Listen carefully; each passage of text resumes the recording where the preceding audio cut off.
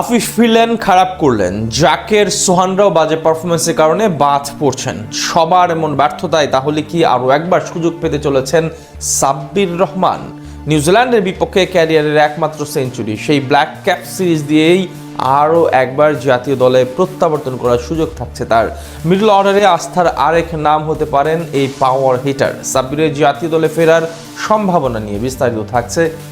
সাব্বির রহমান ফিরবেন, তাকে ফিরতে হবে, আবারও জাতীয় দলে খেলতে হবে, কারণ তার ভক্তরা এখনো প্রিয় ব্যাটারের অপেক্ষায় বসে আছেন। একসময় বাংলাদেশের বিরাট কোহলি খ্যাত এই ব্যাটার বরাবরই নিজের পাওয়ার হিটিং এবিলিটি এবং প্রতিভার জন্য দেশের ক্রিকেট প্রেমীদের মনে গেঁথে আছেন। তাই তো বাংলাদেশের মিডল অর্ডারে সমস্যা সমাধানের সবার আগে আসছে সাব্বিরের নাম। সদ্য সমাপ্ত সিরিজে মিডল অর্ডারে ক্যারিয়ারের এই সময়ে সে হয়তো সবচেয়ে বড় সুযোগটি পেয়েছিলেন আফিফ হোসেন ধ্রুব, কিন্তু পাকিস্তানের বিপক্ষে পাওয়া সেই সুযোগে বলার মতো তেমন কিছুই করতে পারেননি তিনি। প্রথম ম্যাচে ব্যাটিং এ নামতে না পারলেও শেষ দুটিতে একেবারে মোক্ষম সময়ে অপরচুনিটি পাওয়া সত্ত্বেও নিজের নামের প্রতি সুবিচার করতে পারেননি আফিফ। দুই ম্যাচে করেছেন কেবল 19 রান, আর এতেই এখন তার আগামী সিরিজ নিয়ে তৈরি হয়েছে শঙ্কা।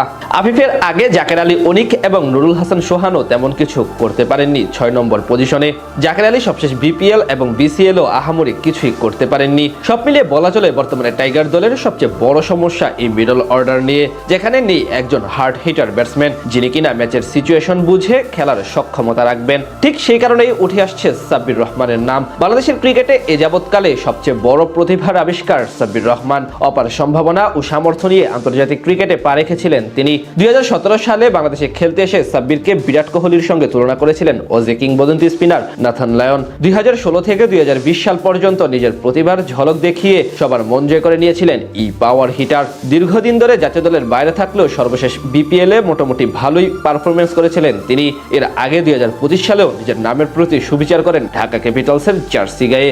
এছাড়া সদ্য সমাপ্ত বিসিএল এ হাঁকান একটি অসাধারণ হাফ সেঞ্চুরি। জাতীয় দলের বোলারদের বিপক্ষে খেলেন 73 রানের দুর্দান্ত ইনিংস। তাছাড়া ব্যাটিং এর টেকনিক্যাল ধরনেও বেশ ভালো ইমপ্রুভ করেছেন সাব্বির রহমান। তাই আরো একবার এই ব্যাটারের জাতীয় দলে ফেরার সম্ভাবনা তৈরি হয়েছে। আগামী মাসে নিউজিল্যান্ডের বিপক্ষে সিরিজ খেলবে বাংলাদেশ দল, যাদের বিপক্ষে কিনা ক্যারিয়ারের একমাত্র আন্তর্জাতিক সেঞ্চুরি করেছিলেন সাব্বির। ওডিআই ফরম্যাটে ব্ল্যাক ক্যাপসদের বিপক্ষে এখন অবধি 10 ম্যাচে 34.50 গড়ে 388 রান এসেছে তার উইলো থেকে। সব মিলিয়ে বলা চলে এখন মিডল অর্ডারে সবচেয়ে যোগ্য পছন্দের মধ্যে একজন সাব্বির রহমান। ক্রিকেট বিশ্লেষকদের মতে সবাইকে যেহেতু দেখা হয়েছে, তাই এখন সাব্বিরকে একটা সুযোগ দেওয়া উচিত। তিনি একটি সুযোগ প্রাপ্য, তাকে চাইলেই বাজিয়ে দেখতে পারে টিম ম্যানেজমেন্ট। আন্তর্জাতিক ক্রিকেটে ওডিআই ফরম্যাটে এখন পর্যন্ত 66 ম্যাচ খেলে 1333 রান করেছেন, 90 এর উপর স্ট্রাইক রেট এবং 25 এর উপর গড়ে। আর দেশের জার্সিতে টি20 ফরম্যাটে 48 ম্যাচে 977 রান করেছেন 4টি অর্ধশতকের সাহায্যে।